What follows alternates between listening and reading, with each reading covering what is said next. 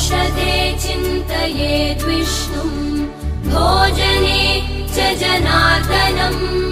शयने पद्मनाभं च विवाहे च प्रजापतिं युद्धे चक्रधरं देवं प्रवासे च त्रिविक्रमम् नारायणं तनुत्यागे श्रीधरं प्रियसङ्गमे दुःस्वप्ने स्मर गोविन्दं सङ्कटे मधुसूदनम् आनने नारसिंहं च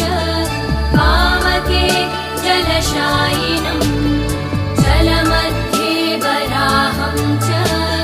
पर्वते रघुनन्दनं गमने वामनं चैव सर्वकार्येषु माधवम् षोडशैतानि नामानि प्रातरुत्थाय यः पठेत् सर्वपापविनिर्मुक्तः